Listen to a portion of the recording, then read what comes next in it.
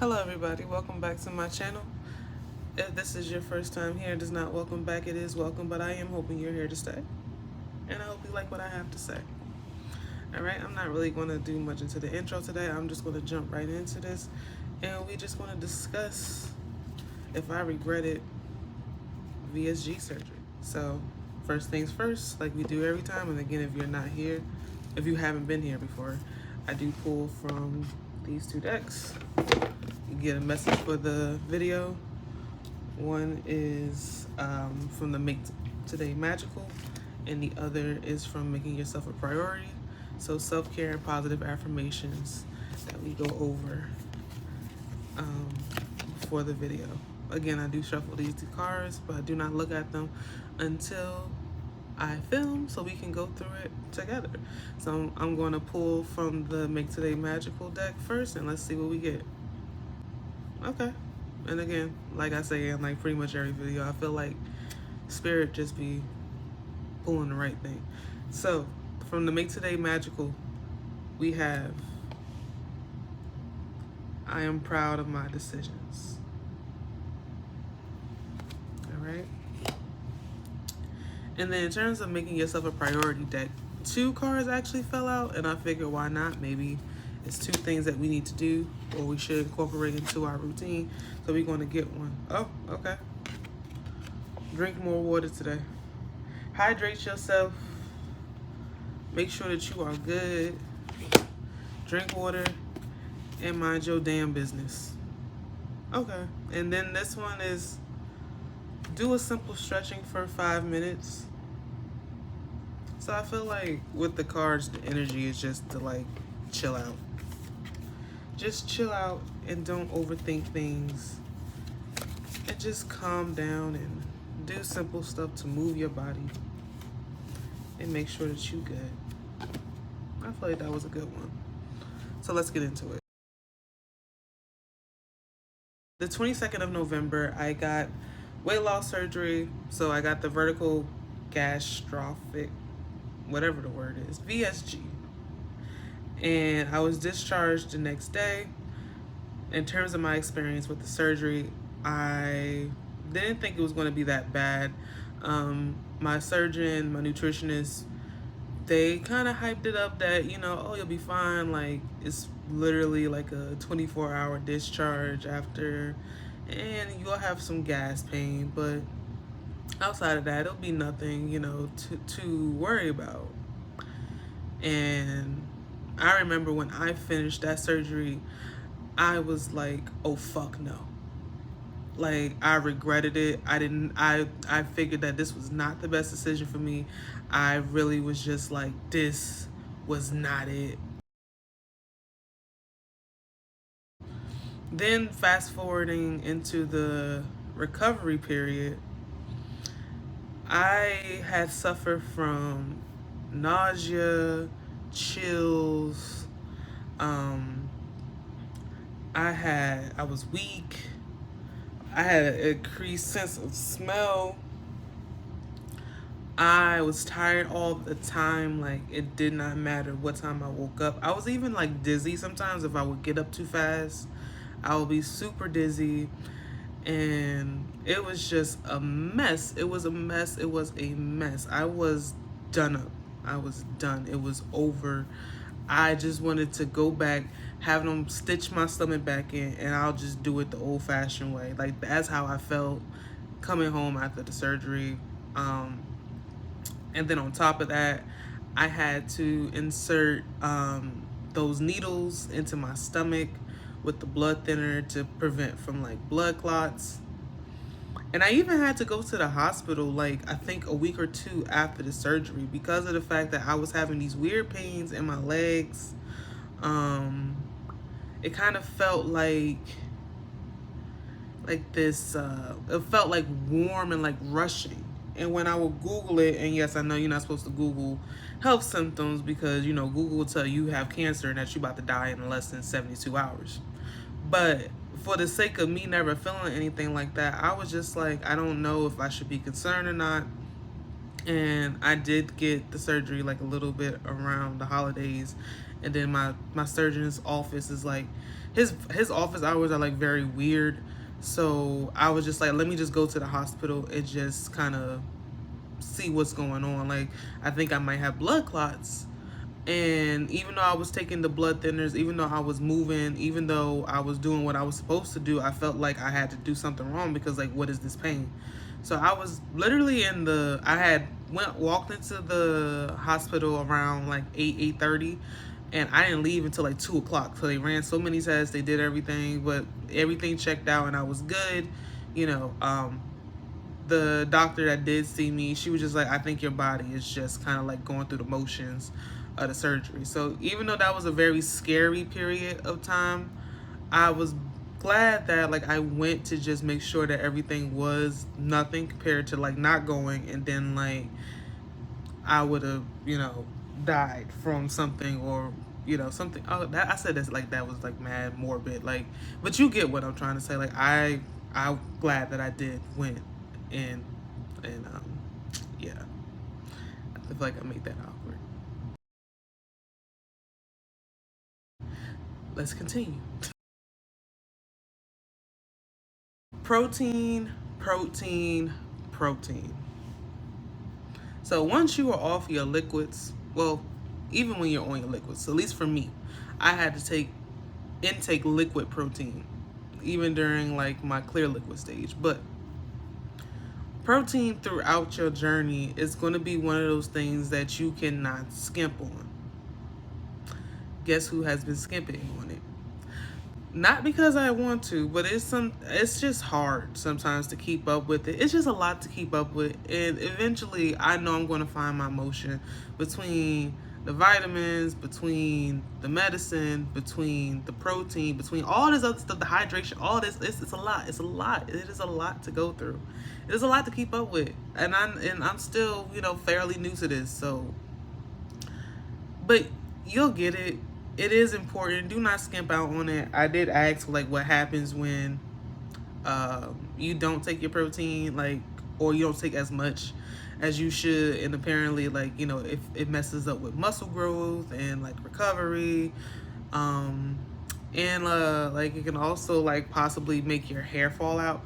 That was the only thing that I heard, was that my hair might fall out. So I'm like, ain't nobody got time to be a bald head scallywag up in here. So I'm just like, you know what, let me go ahead and try to figure out this. But like, I still ain't been really taking it, so sis might get a boosie fade when it's all done.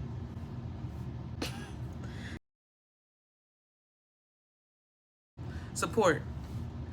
If you don't have family, or like a lot of family, or like a lot of friends, I understand people suck regardless of like what their position is in your life. I understand. I get it. But please find at least one person that can come and check on you from time to time and help you. I promise you, you're going to need it. I thought I can do this by myself, and I thought I was strong enough to handle this, but you're not. You're not going to be. You're not. Because you had like a major surgery. Even though your incisions may be like kind of minor, like the way they do it, all that, and it may look like downplayed, but trust me, your body going to tell you that this was a major surgery and that you're going to need some help. And I had one of the closest people to me help me out, or really two of the closest people to me help me out, and trust me, it was great. I had one of my best friends, and she came to the hospital the day after the surgery, so the day I would have been discharged, and stayed with me. I live in South Jersey. The hospital was all the way, I think, in like what is that, Pompton Plains. So that was like a 2-hour drive for me. She came, picked me up from the hospital, was able to stay with her and kind of wind down, and then like go back to my house, and then wallow. But yeah, like I really need it. In terms of being home again, I had someone else. He was amazing. He definitely helped me throughout. He helped me clean up. He helped me with everything, cooking, cleaning, all of that. the stuff that I couldn't do, and even just keeping me company, like, and just kind of making sure that I get through it, because whew, child, I didn't think I was gonna get through it. But they were amazing, and that's what I mean. Like, you would need some type of support. If you're going to do this and you're serious about doing this, you need support for the recovery.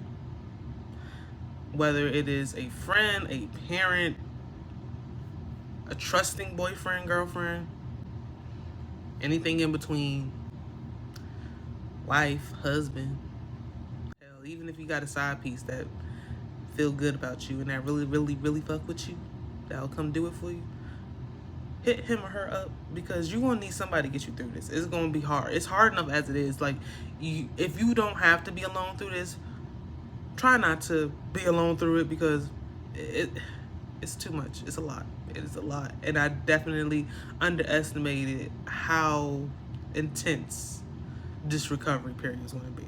So, yeah.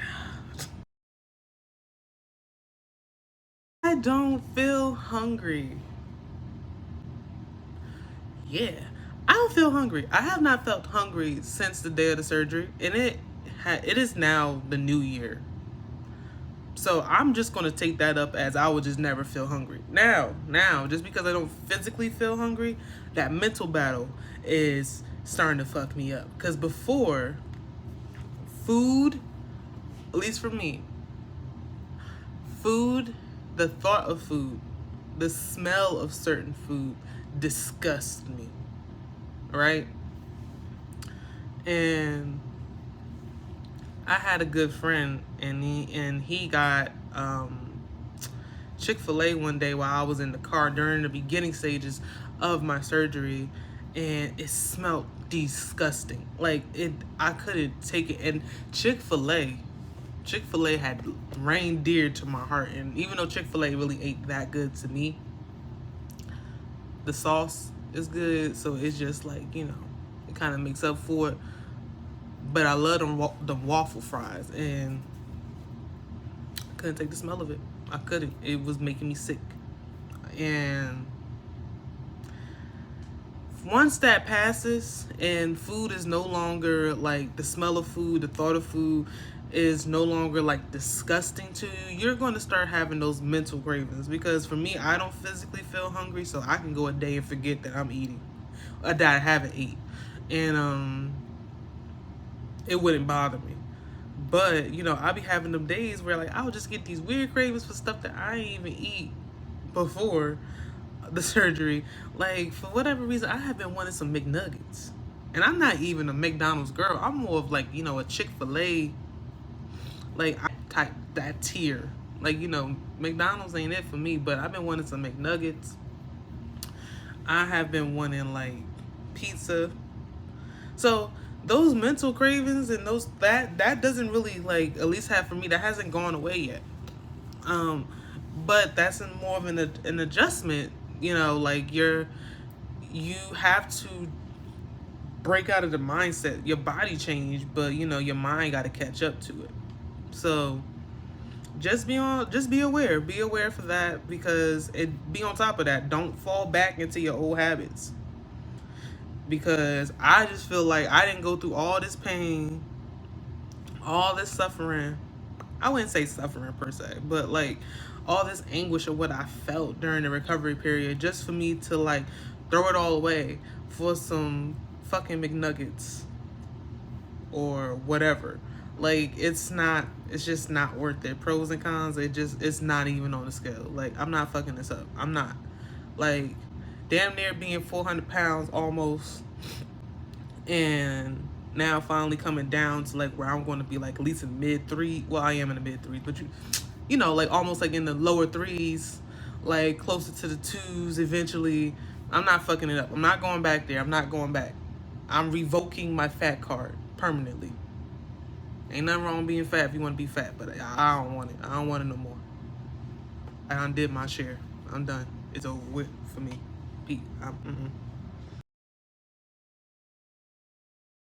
So,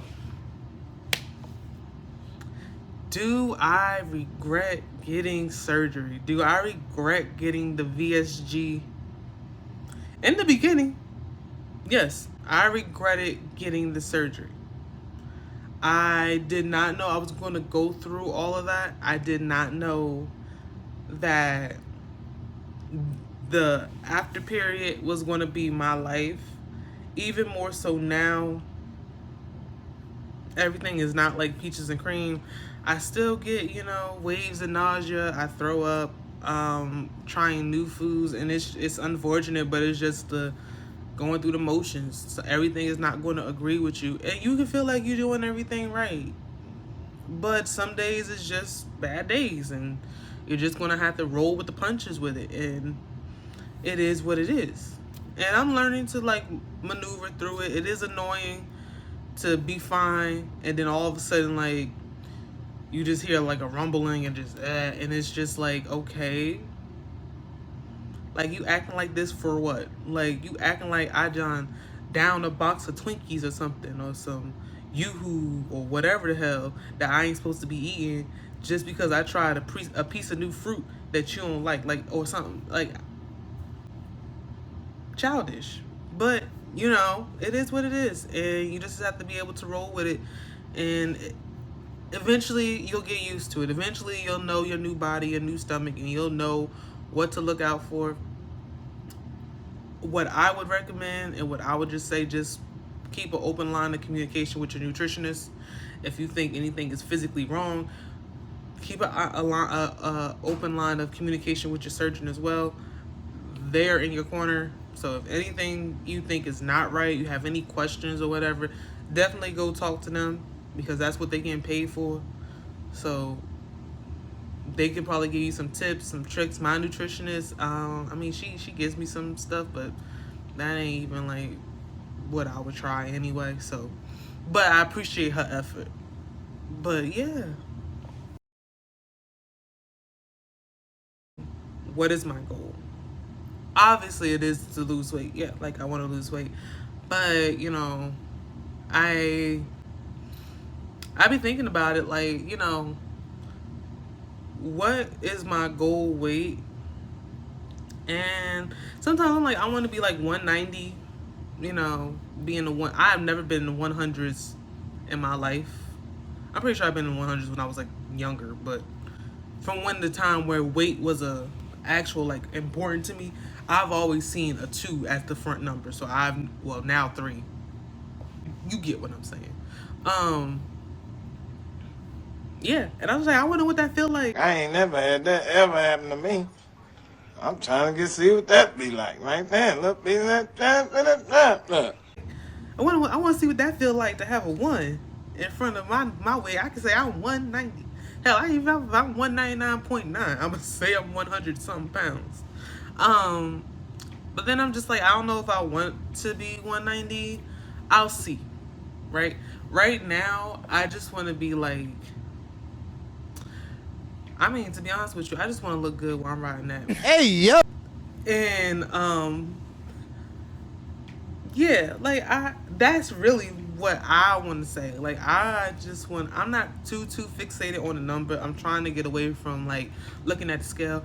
I just want to look good. I want to look good naked. I want to look good in the swimsuit. I just want that point in my body where I look good. That's what I want. But if I were to put a number on it, I want it to be like 250. I've seen myself at 250, and I am more of a solid girl. So, and I'm also taller. So 250 on me, especially like back then, because I was doing like strength training and stuff. So I had more muscle than fat.